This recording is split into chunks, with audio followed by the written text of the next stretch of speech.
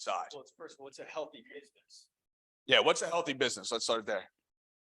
If what percentage of our business for a healthy business should be from the listing side? 50-50, yeah, in the Millionaire Real Estate Agent book. What do you think as a whole? Again, when we look at the numbers tell a story. Numbers tell us, the numbers are telling us the activities that our agents are choosing, right? And then that's going to give us numbers, and then we can identify whether we like those numbers or don't like those numbers. So what percentage of the business of income do you think is coming from the listing side? Just give me a number. If we want to be at 50-50, what do you think we're at? 35, right? 35. That means 65% of the business is buyers. 35% of the business is listings. So naturally, there's a large disparity of income that we're leaving on the table. And think about how much time, because we can spend two things. Really, we can invest two things if you think about it that way: time and money. Really three, because you got energy in there too. But how much time for the buy side are we investing at the cost of focusing our activities on the listing side to spend a quarter, right? What's 8 divided by 40? You're smart, Scott. What's 8 divided by 40? We're spending almost what, 5 times more, right? On the buy side, 65% of the time. It's a really interesting way. 24 hours is the great equalizer. And with every listing, how many buyers typically come with a well-marketed listing? 2. And in this market, we're going to start to see that again. And when we talk about the story that we're seeing, when we see that 65% of our business is coming from buy side, I can see that you're probably tired and you're probably close to burnout. That's what we can see. So how do we transition that? Well, we get back to that 50-50, even 80-20, and we start to leverage it. But we can see that you guys are tired. We can see that you guys are going to face burnout because majority of your business is taking up majority of your time. And I'm going to throw one more thing out. Has anybody seen in the news, Inman, real estate news, all those things about this, a large suit through the DOJ regarding buyer agent commissions? What is it actually saying? What's it saying? Saying that buyers agents are going to have to negotiate their own payment. Yeah, and one Bright MLS no longer requires, it's the second largest MLS, no longer requires the listing agent to offer a buyer commission, right? Which is a big deal. That means buyers, 65% of our business is from buyers, right? That means buyers agents are going to have to continue to negotiate their commission from their buyer. Is affordability becoming a little bit more of a challenge nowadays? Is cash on hand, right? There's a lot of factors in this. And when we're going to do an exercise and we're going to ask ourselves a question, what's the one thing that I should be focusing on so that everything else becomes unnecessary or easier? Does anybody, based on this soliloquy for the last 5 minutes, have any idea what that answer probably is?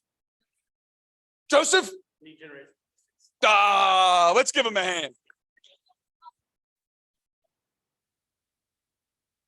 Go ahead. You know how to use a computer? I'm working on it. All right. You're doing good. So we have other things. So profit share.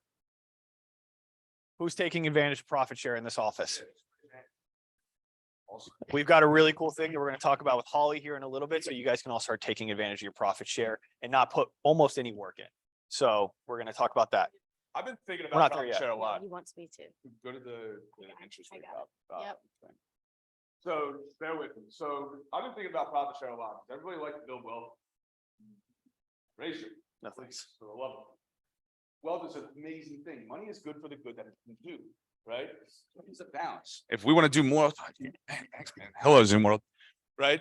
Yet we want ways in which we create passive income in order to create more wealth into the future, right? So I was thinking about profit share. There's been a lot of discussion in KW about profit share. And I started to think about what's the core reason for profit share? The core reason is to help individuals within the Keller Williams ecosystem learn what passive income feels like, and then have a choice to create an additional cash flow. Does anybody have passive income? Right? So did you have to put money down to go and create that cash flow stream? most of the time, if I've invested in real estate or if I've invested in a business, I had to go and invest capital. I also, Family. Yeah. In profit share, you had to put some money into it. and there's risk associated with that. So I've got a risk associated and I have capital out. In the profit share system, we have the opportunity to create cash flow without risk and without capital contribution, which is a cool thing. And I was thinking more about it and I said, well, how much money does like profit share actually create me? So say I make a measly $200 a month. And I've started with an initial investment because I took the profit share that I made that year, right? So that'd be 2,400, right? I made $200 a month from profit share. That's honestly, that's 2 agents in my downline, one of which is capping and one of which is doing about a half cap, right?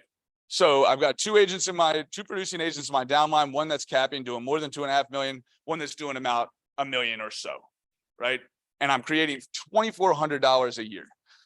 Say I took that money, make that 2,400. Yeah. Say I took that money and I put it into an investment account where I was going to let it grow for 20 years, right? And I kept on selling real estate during that time. And this is assuming that my profit share never increases. And then every month I get $200 and monthly, I put that $200 into, just right here, you can see it. I put that $200 into my IRA or whatever investment account that I have, just 200 bucks. And then I let it compound at 6% a year. What's that? What's the average from a market return standpoint over, it's like, it's 7 to 8, right? And you can ask different people and they'll probably give you a higher or lower number, right? Now, here's what's cool about that. If I was to put $200 a month, I started with the $2,400 I got in the first year, then I put that into an investment account at a 6% return, and I contributed $200 a month on the 21st of every month and went right in my investment account and got invested. At the end of 20 years, how much money would I have? $95,982. $95,982. If I did 2,400 times 20, what does that equal? 48,000, right? So with zero risk other than the investment account, right? At a compounded interest rate of 6%, I've literally doubled my money and I never put any money in to create that cash flow. This is a way that some people can use profit share, even if we say, oh, it's not that much money. It was 2,400 bucks a year. That 2,400 bucks a year over 20 years just created you $98,000, $95,000. I'm going to round up to $96,000, right? That's pretty cool. It's a fascinating thing when we look at the opportunities that we have within this company to create wealth, and then we think a little bit outside the box, regardless of the amount of money, we can literally create some cool financial stability. Does that make sense? I know that Winnie literally invests her profit share just like this into an investment account. Yeah, she's checking it now. So we can go back to the thing. You have anything to add there? No, I don't. Thank you. So again, if you ever have, if you say, I saw another thing the other day, 180,000 agents a year nationally change brokerages. 180,000 a year. I haven't run the percentage. What's 180,000 divided by 1.5? Yeah, 10% of the agent base, which is industry, which is pretty interesting. And I guarantee that there are individuals that you've talked to or done deals with that potentially are looking to move. 1 in every 10 people you talk to, right? It can be a great opportunity for you to connect those individuals with Winnie or Ben or myself, just to see, or Holly, to see if, hey, could Keller Williams be a fit to help you take things to the next level if you so choose? Very easy. So let's celebrate some cappers. Awesome. Cappers. 100% of your commission. Congratulations to everybody on this list. Guys are making 100% of the commission. This is great.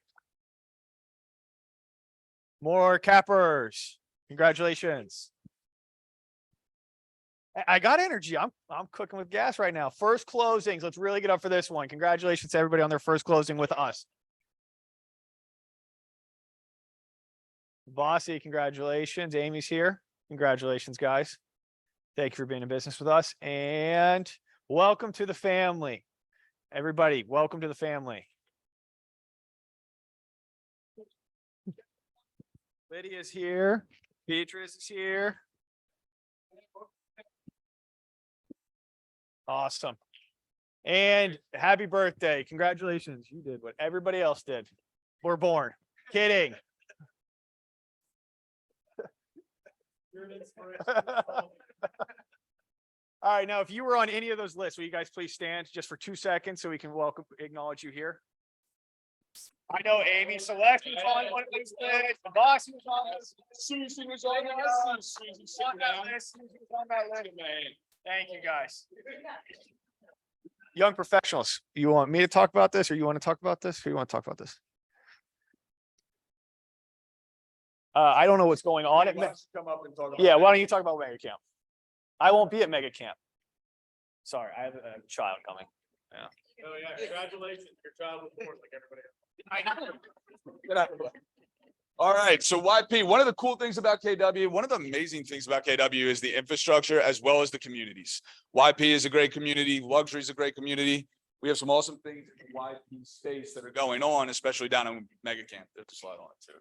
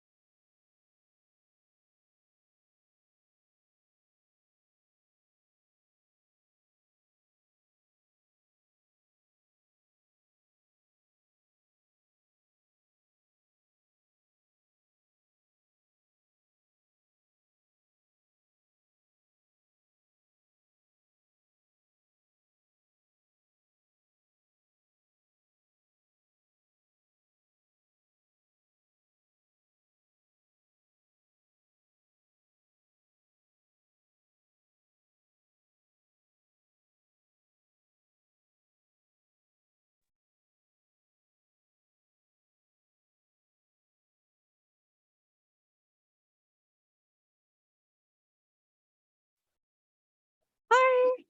Okay, who knows what K-score is? All right, would anyone like to shout it out?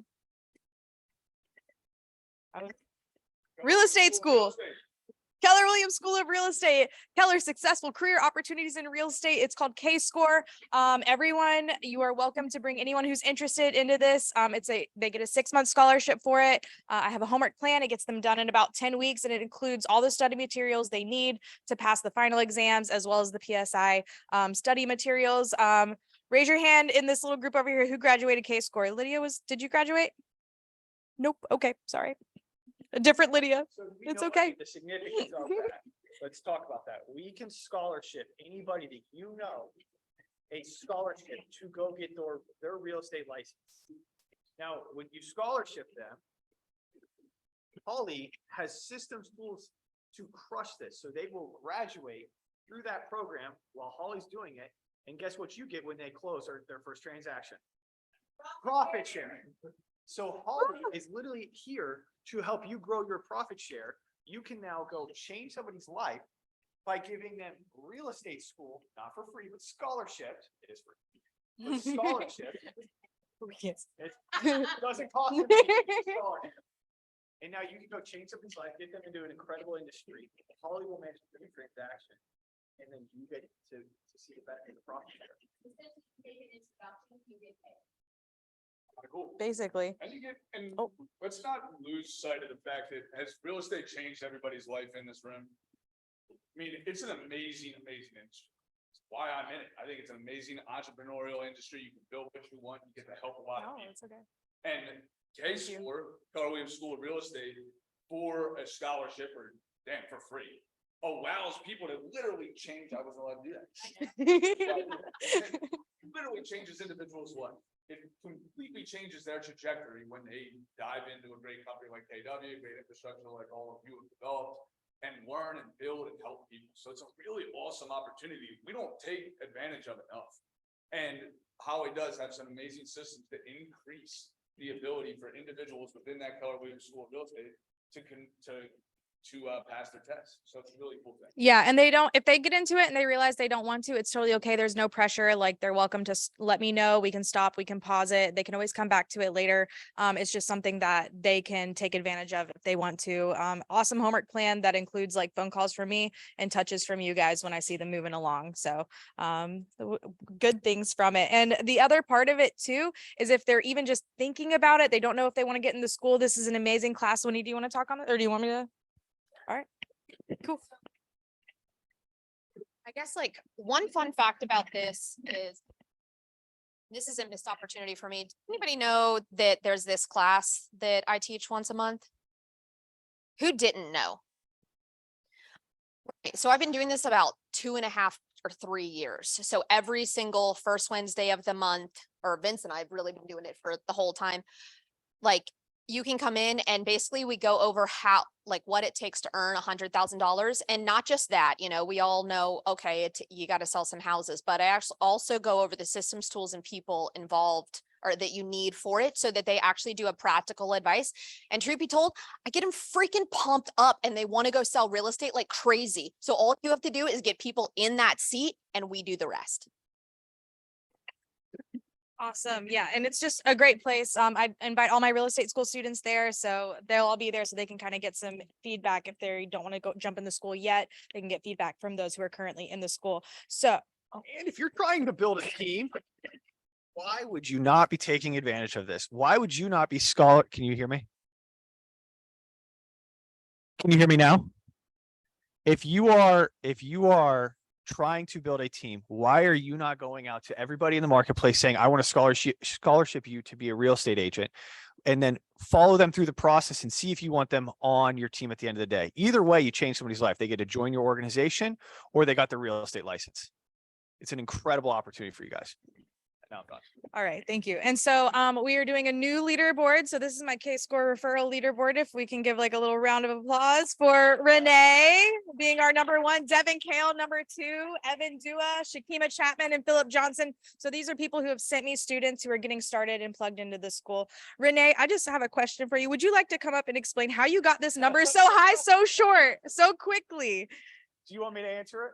Oh. Renee is trying to grow her team and she is scholarshiping people through K-Score.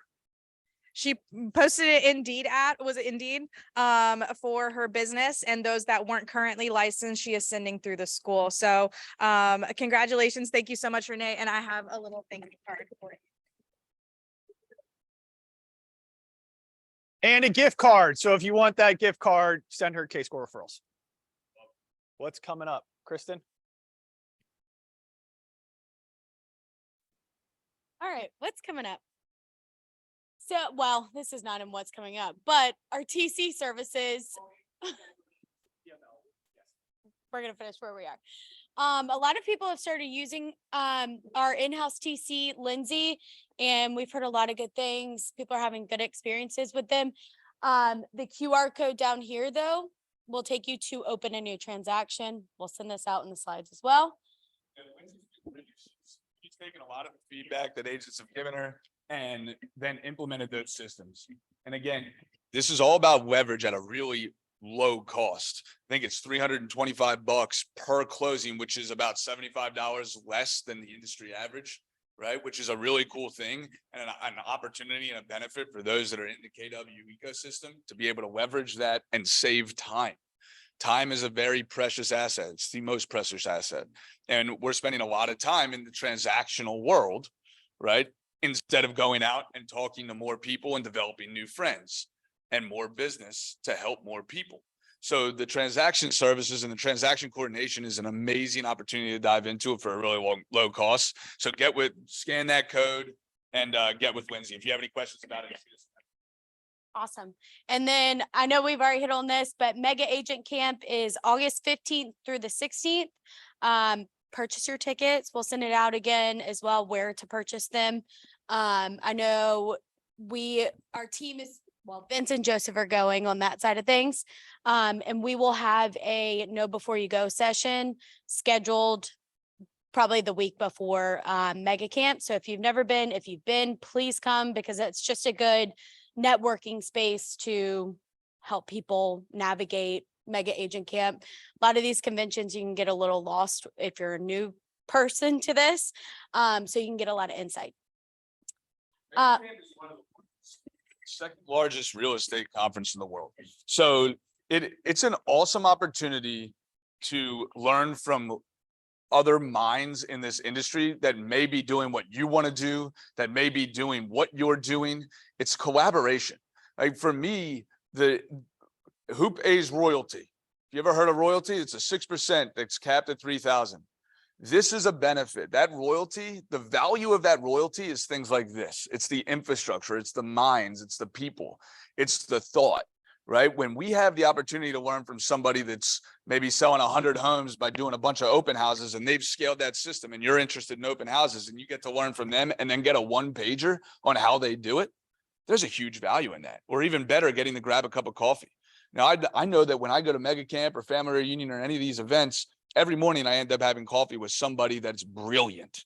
And that's a great opportunity for me to learn and for me to give to them things that I've learned, right? So it's an awesome, awesome opportunity to learn from people and create your referral network. I know Jessica Lucas in the past, she went, and I've got permission from her to tell this story, but I remember 3 years ago, she did $1.8 million in closed volume. That following year, or that year, that was in January, we created a plan. She went to Family Reunion at the time, same as Mega Camp, but Family Reunion. And she created a bunch of agent relationships. And that year she did 10 million, 70% of them from agent referrals within Keller Williams because of Mega Camp and Family Reunion, which was unbelievable to hear. And now she's doing a whole lot more than that. It's a great opportunity for you to create relationships that benefit your business. Awesome. Yeah, what he said, right? Yeah. The one thing is coming to our office September 12th. Does anybody know what the One Thing book is? Have you read it? Who hasn't read it? Anybody not read it? There you go. Yes. Everything else is easier and necessary. And we have a great training. Yep. September 12th. So, and we have that. We've already posted it, but be on the lookout, sign up for it. It's going to be a really great class. Yeah. When he says Will is a great instructor. That's awesome. And then we also have MREI, Millionaire Real Estate Investor. So we have a lot of people that are interested in the investment side of things. This is going to be a great class to just dip your, if you're just at all interested. You want to add anything? Yeah. Who knows what percentage of real estate agents nationally invest in homes or have an investment property? 8%. Let that sink in for a second. 8%. What's your job? What's your job? To help people invest in real estate, correct? And 8% of our agent base nationally invests in real estate. Is there a lost opportunity here? I talked about profit share earlier, and I talked about how that money can fund other things as well. Can you invest in real estate out of an IRA? I believe you can. A self-directed IRA. I believe you can. If I was to fund for 3 years out of my profit share an account, right? And let's say it's, I don't know, $20,000, $30,000, I can then take that money in my self-directed IRA and do what? Invest in real estate and create an additional return. And none of that money was money out of your pocket. It was created through a passive income stream. That's wealth building. And from going to this class, to me, is a necessity. If you have a desire to create financial freedom, you are in the very best place to do it because you're the individual people go to find property and find deals for them to invest. But there are absolutely times where you could invest in that same property. Right? This is a huge, huge opportunity, obviously in an ethical way and all those things. Disclaimer. Somebody told me, what is the least amount of money you can make on a real estate transaction? Like who makes the least amount of money in a real estate sale? The real estate agent. So when you go to a property on a listing appointment, the first thing you should be thinking is, how do I buy this? Is this going to be a good flip for me? Is this a rental property this could be? Is this a short-term, long-term? Can I wholesale if wholesaling is legal in South Carolina? But the least amount of money you can make in that transaction is being the agent. So that should be your last option on every property that you go out to. It's an awesome opportunity. Jump into this class, November 2nd. All right, let's give a hand for our amazing partner at Direct Mortgage. Lori, come on up. Hey, how are you?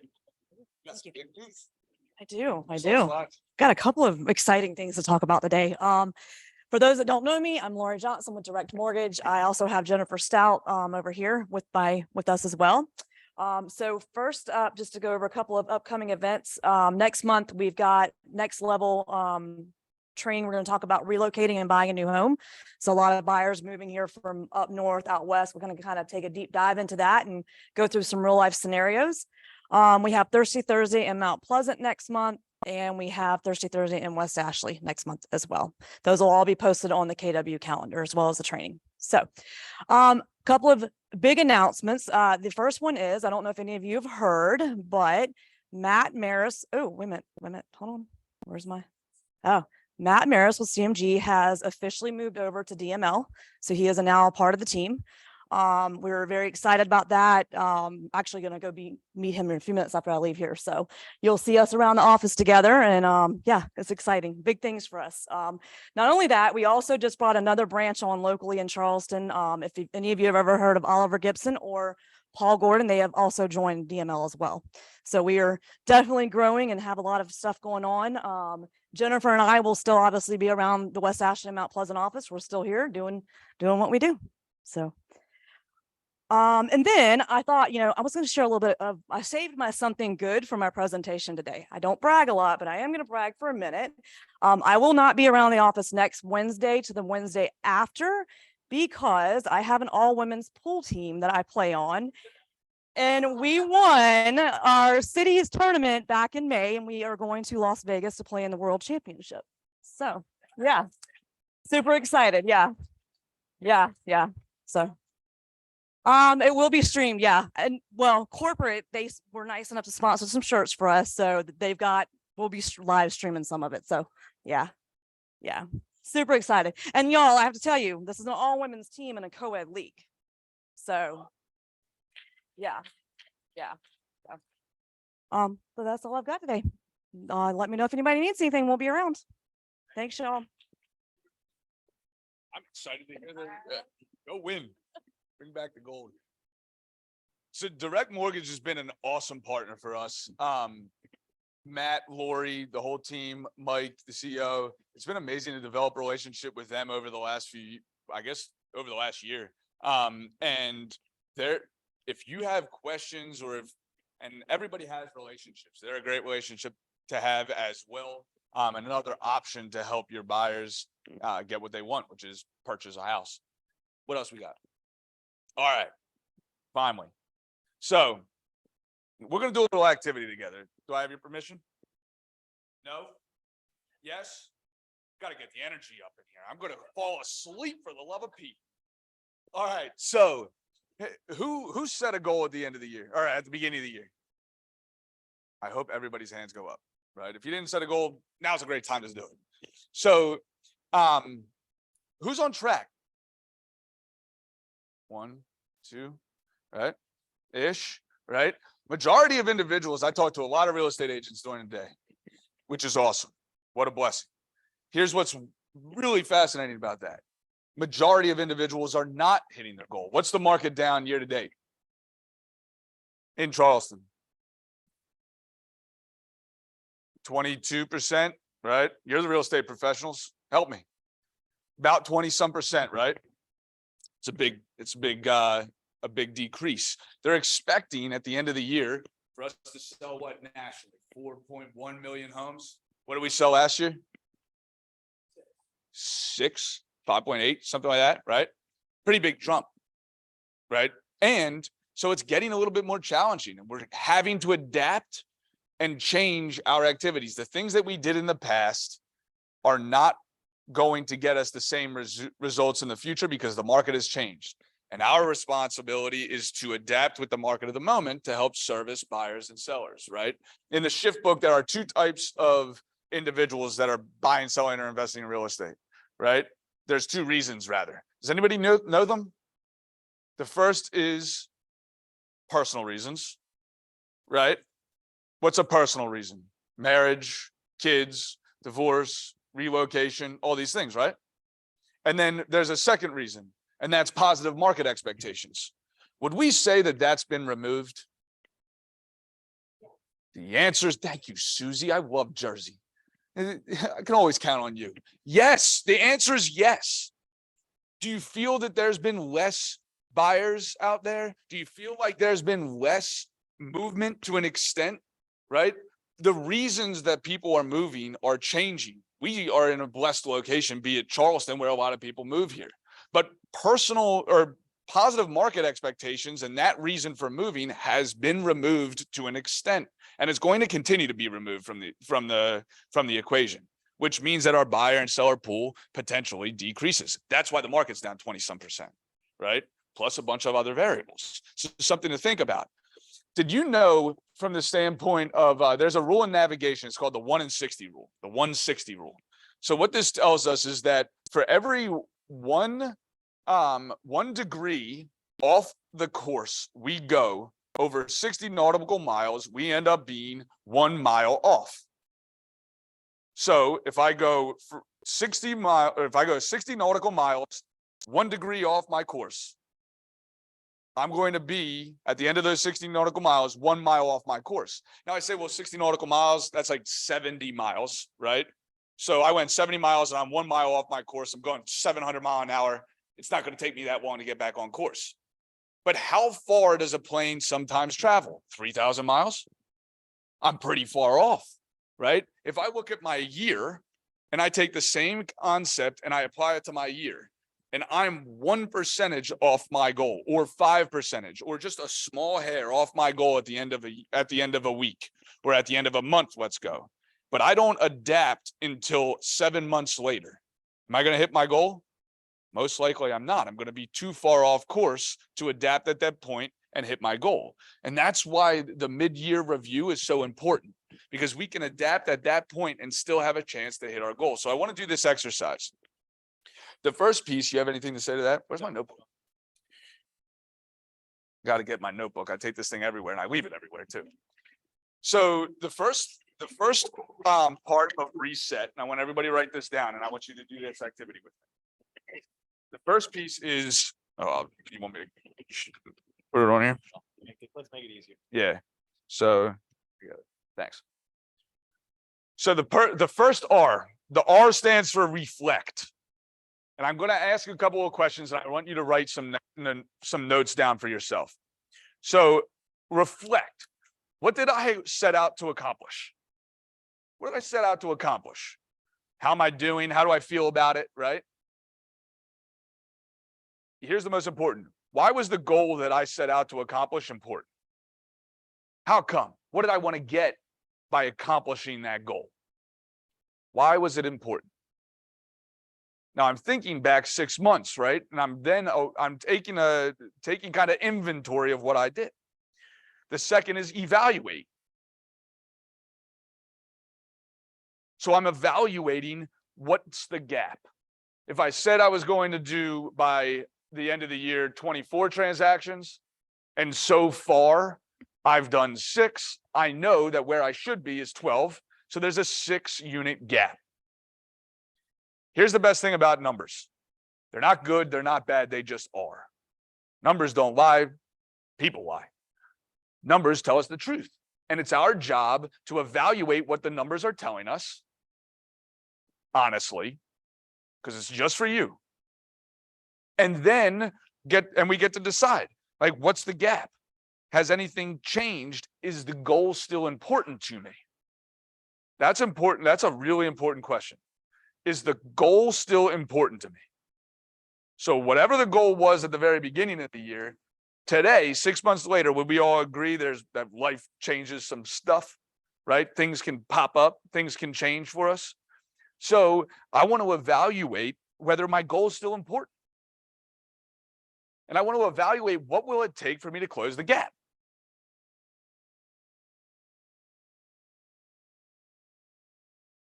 And then from there, I want to simplify. Simplify is a really important piece of the puzzle. Is life complex? Say yes and scream it at the top of your lungs. It's complex. Humans make things complex. Success lies in the simple. So I want to simplify what I should be doing. And I can ask myself a couple of simple questions to do this. What can I stop doing to free up time? Even better said, what am I doing that if I stopped doing, no one would notice? I love this question. What am I? Nobody notice.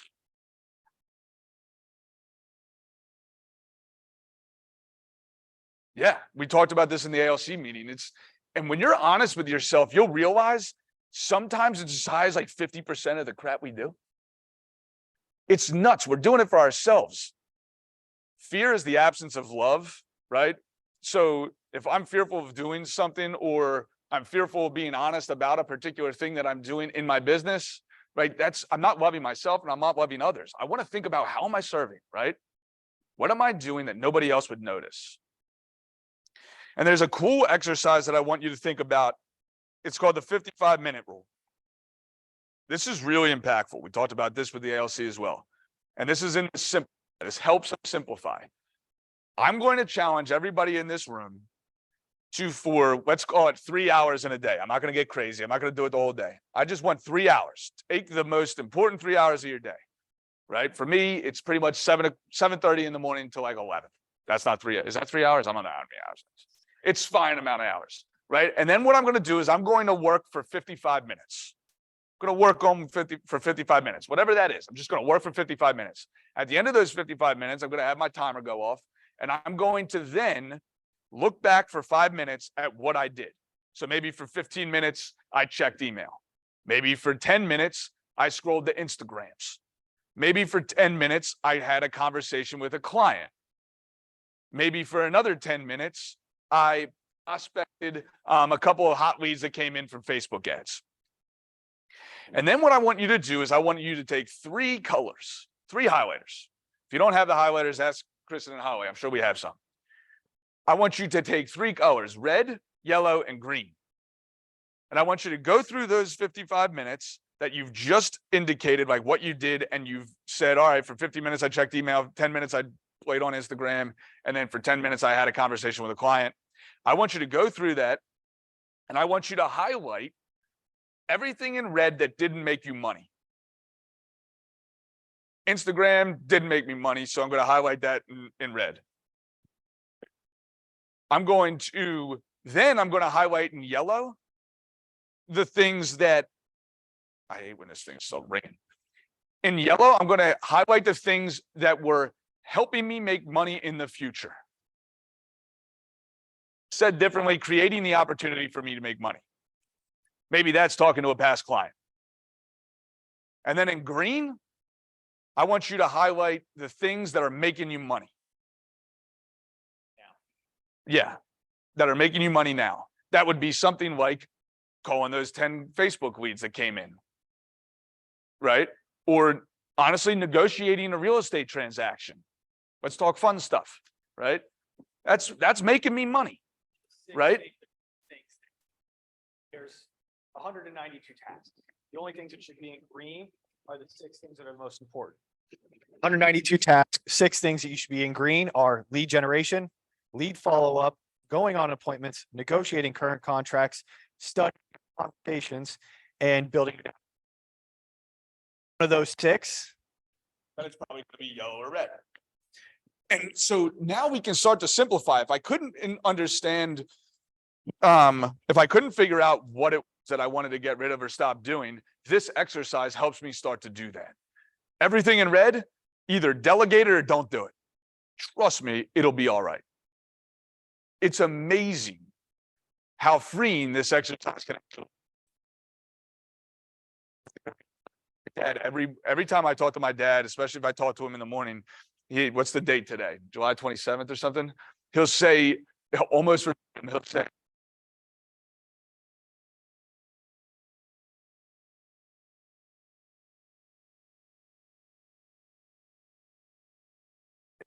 I have a mentor, his name is Jeff, and he's told me this years ago. He said, when I get at the end of the day, I get to my door and I ask myself, would I hire myself tomorrow based on the activities today? If I'm doing all green, would I say, hell yeah, I'm hiring myself tomorrow? If I'm doing all red, what do you think my answer is going to be?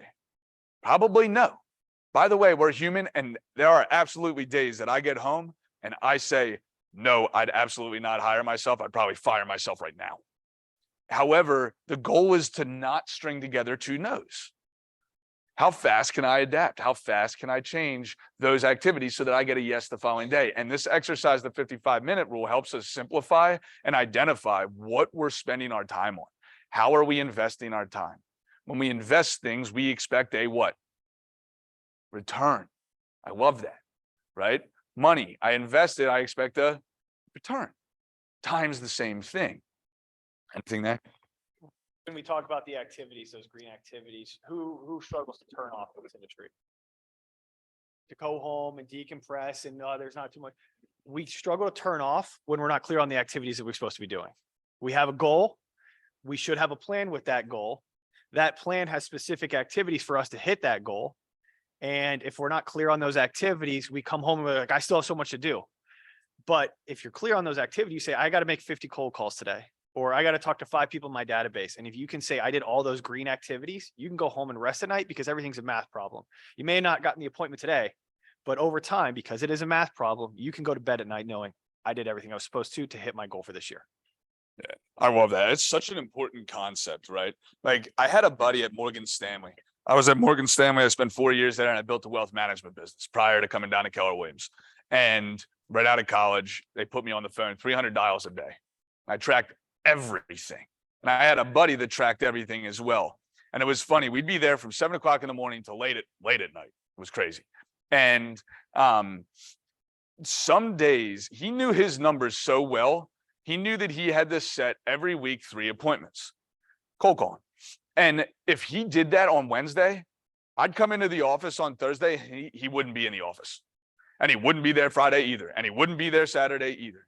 He knew his numbers so well, and he tracked everything so well that his shutoff was 3 appointments. And then he'd come back on Monday and he would do it again. And if on Friday he didn't hit those 3 appointments, you bet your bottom dollar he was in there on Saturday. Until he got that one last appointment, then he went and golfed. He knew his numbers so well because he trusts the plan, and he was able to have such clarity around his numbers and activities. He gave himself an outlet to shut off. That's a beautiful thing. I didn't have that ability because I just kept on working and burnt myself out. And now I'm not in that industry anymore. That was good. There's always more to do. So then I'm going to establish, right? So now I've simplified. I've really started identifying and being honest with myself about where I spend where I invest my time. Now I'm going to establish, right? What is the one thing that I will commit to every day to hit my goal? Said differently, what's the one thing that if I do it, everything else becomes easier or unnecessary? If you've never thought about that question, you're going to go to the One Thing training. That's for sure. And you're going to read the One Thing book.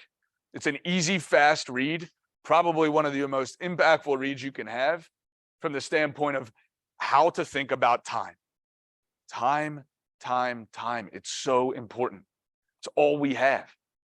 And we have control over it. Do I have control over Susie doing anything? No. Do I have control over anybody in this room doing anything? No. You don't either. Just saying. But I have control over me and how I invest my time. And where we are today, it's kind of funny. I heard this on Ed Milet the other day. Where we are today is a direct representation of the choices we made yesterday and the days prior. So if you don't necessarily love where you are today, then it's time to make new choices. And I'm going to figure that out through reflecting, evaluating, and simplify. And then I'm going to establish what that one thing is. And then from there, I'm going to do the hardest thing in the book for everybody in this room, as including me and him, and that's time block. I'm going to time block, but does time block mean I'm going to put it on my calendar and maybe I'm going to do it, maybe I'm not? No, hell no. Don't say that, but hell no. It means I'm going to commit to this particular block of time. And here's the coolest thing. You're going to find what works for you. I don't like rigidity. Like, I can't stand it. I want flexibility. I like freedom. Everything that I work for is to create freedom. No bounds, I call it, right? Time blocking feels like bounds to me. I hate it. So I time block only 3 hours of my day. And that's like non-negotiable for anybody to take from me, those 3 hours, because by creating those 3 hours of rigidity, I create 7 hours of flexibility, which is a huge, huge thing. So if I put in that time block where I'm highest energy, by the way, right? Wherever I'm highest energy, for me, it's 7 to 10 or 7 to 11. That's when I'm highest energy. So my highest dollar producing activity, the green stuff, goes into that time block. If I was an afternoon person, like I'm going to fall asleep afternoon, right? But afternoon, if I'm really good from 1 to 3, 1 to 4, I get people say you should lead generate from 9 to 10 or 9 to 11. I get it. I totally get it. I'm going to go out on a limb here though and say something I probably shouldn't. I want you to lead generate, and I want you to do the highest dollar producing activities in the time in which you have the most energy, because the world transacts in money. Humans, people, we transact in energy. Nobody wants low energy. We literally transfer, right? So if I do the highest dollar producing activities when I'm the highest energy, is my result most likely going to be high? It's going to be higher than if I did it with low energy. So I'm literally taking this time block concept and getting granular into when do I have the most energy, and if I don't like rigidity, don't make it rigid. Make it a shorter period of time and start small. Think big, act small. That's how you start a habit. If I say I'm going to go to the gym 7 days a week because I haven't been going and I want to get back onto that trajectory in a week, do you think I went every 7 days? Probably not, because after the first 2, I could barely walk. And then what happened? I stopped. But if I went one day and then appreciated that I got to let my body heal and I got to, all right, give myself, and then the next week I'm going to go 2 times. And then the next week I'm going to go 3. Maybe it took longer to get to it, but now I've started to create a habit. How many days does it take to create a habit? 66. It's in the One Thing. Way to go, Claire. It's in the One Thing book. 66. Consistency is key in business and consistency in success, right? So if I can then start small, if I haven't been calling my database, I'm not going to go call my whole DTD2 and all 100,000 people in my database. No, you're not. You're just not going to do it. Or you're going to do it, burn yourself out, and not do it the next day and stay consistent with it. Start small. 1 call. Just make 1 call. And if you don't know what to say, start with these words. How you doing? I'm serious. I know it sounds ridiculous. Maybe don't use my accent. Or do. It works for me. I'm telling you. How you doing? And mean it. Mean it. People, wait, if there's one thing that's so certain about this world at this point, kindness has kind of been forgotten. And people, the world moves so fast that we forget that people care more about whether you care and less about how much you know. What's that saying? Somebody help me. People don't care how much you know until they know how much you care. People don't know what. care Say it how- again. Say it to the Sims. People don't care how much you know until they know how much you care. Right? It's so true. So start with how you doing, and then ask them about their life. Ford. Who knows what Ford stands for? Family, occupation, recreation, dreams. Dreams, by the way. What are your real estate related goals this year? What are your goals this year? What do you want to do by the end of the year? That question right there, first off, nobody can lie about. Nobody can just say no. Unless they're real mean. Most people aren't, hopefully. But they can't. And does that make them feel absolutely epic? It does. When we go and we ask, like, what do you want to do this year? What's your goals? Most people don't ask that. They ask, how you doing? And then they just say, like, oh, good. How about you? Right? Or they just ask, like, they don't, how's the weather? Right? But when we get deep, we draw people close, and people do business with people they know, love, and trust. Our conversations have 3 intentions. Number 1, 4 intentions, to see how they're doing genuinely. Number 2, are they going to buy, sell, or invest in real estate now? Number 3, do they know anybody that's going to buy, sell, or invest in real estate? And number 4, not actually in this order, but probably the most important, to progress and move the relationship forward.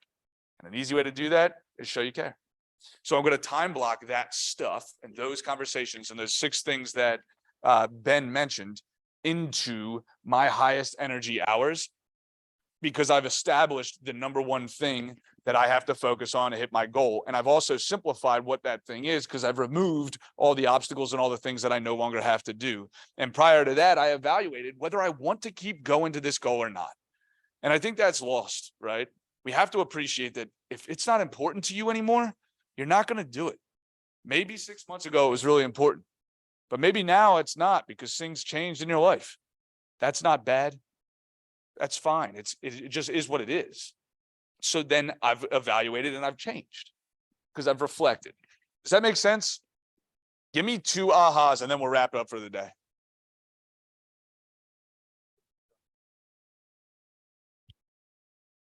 "55 minutes. I love that, Claire. Yeah. Green, yellow, and red. Stop doing the red. Some of the red, by the way, can be filled by outsourcing, right? Maybe it's the transaction coordination that makes sense for you because that's a red thing, or it's a yellow thing, whatever. I want to get rid of all yellow and red. By the way, when you're doing yellow and red things, is your energy depleted or is it increased? It's depleted every time. I don't want to do things that deplete my energy. Oh, this kind of depletes my energy, but I like doing it. Josie. So I want to do green, right? Give me 1 more. Time block. I love that. The way in which we can time block. Find what works for you. I got you, Susie. Find what works for you. Like sometimes people, like I know people that they every 15 minutes from the minute they wake up to the minute they go to sleep is on their calendar and time blocks. And that works for them. It doesn't work for me. If you looked at my calendar, what really works for me, if you look on my calendar from 2 o'clock on a Friday, it says what? It says out, literally. And it's been like that for 5 years. That's my time. The 7 to 11 is my time. And 2 o'clock on a Friday afternoon is when I do administrative red stuff. Yeah, great stuff. Administrative stuff. Or I go golf. If I hit my numbers and I hit what I needed to do that month or that week and those days, those first 4 days, because that's an outlet for me. It's a refresh moment. So figure out how it works for you. Susie, what was yours?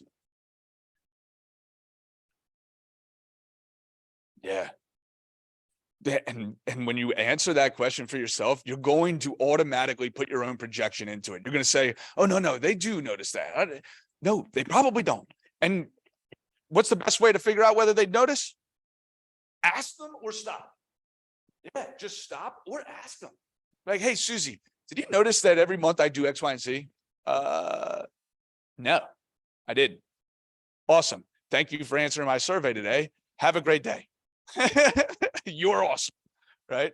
Anybody else? Did somebody else have one? Awesome. Yeah. What am I doing that if I stop doing, nobody will notice? Go ahead.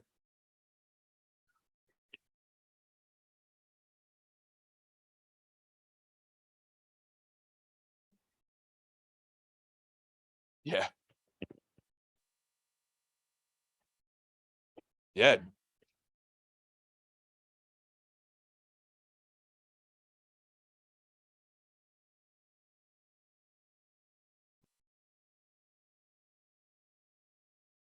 Oh, 100%. Find the best time that my energy is highest to do my green activities. I love that. Anybody else want to add one before we wrap up? yeah, I think this is one of the most, if you're not clear on your activities, there's always more to do. I think this is one of the things that I challenge with the most, because I'll literally I'm very clear on my activities, which is a gift. I'm happy about that. Problem is, once I finish it, I have to find the next thing. I don't let myself shut off. That's literally one of the systems and one of the things that I've done in my life to shut off is put that out on there. And it's a recurring transaction from 2 o'clock on a Friday, because it forces me. All right, what did I do? By the way, do you have to wait until it's mid-year or at the end of the year to do this activity reset? Answer is no. I could do this every day in a small 3-minute period. I could reflect in a really small, the more awareness we have about what we're doing in a short period of time, that faster we're able to adapt and make sure we hit our goals at the end of the year. I made the train analogy or the plane analogy, and we talked about how fast, or I'm sorry, autopilot corrects every millisecond, right? We can do the same in our business. Go ahead, Renee.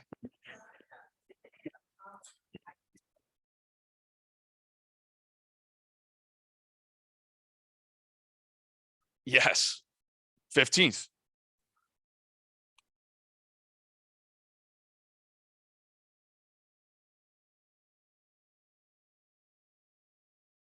Yep.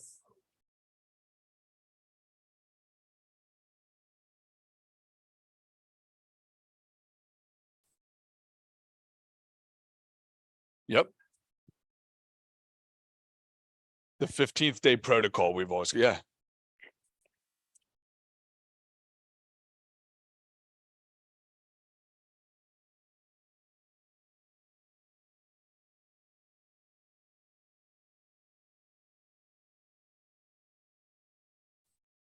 Oh,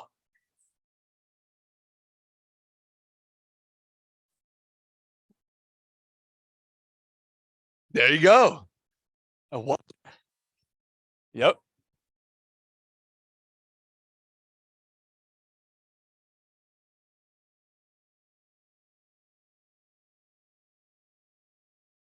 I love that. What's so cool about that is you've gamified, right? And you've created a scoreboard. There's a book called The 4 Disciplines of Execution, an amazing book. One of the things in that, one of the 4, I can't think of all of them right now, but one of the 4 is scoreboard. That's why we have production scoreboards, right? That's why we track, right? Because there's internally with some people, I like competition, right? Or I like gamifying things. Like me, I gamify everything. I'm learning Italian right now, right? And one of the coolest things that this Duolingo app has done, I've done it for 30 days, right? Go ahead, make fun of me. I'm totally fine with it. 30 days. One of the things they've done is they've gamified it. They've legitimately gamified it, and it keeps me engaged in continuing to learn. It's an awesome thing. We can do it with our real estate business. All right, anything else? It is fascinating. It's so interesting. I felt like an ignorant American. I just felt ignorant. So I was like, I wonder if I could speak Italian. And it's cool. I'm going to move, like next year I'm moving to Italy. You'll never find me again. So yeah, exactly. So like when I did my reflect, I said, yeah, see you Italy. I'm never leaving again. Awesome. You have anything to add? All right. Oh, Susie. Yes. Mo Anderson.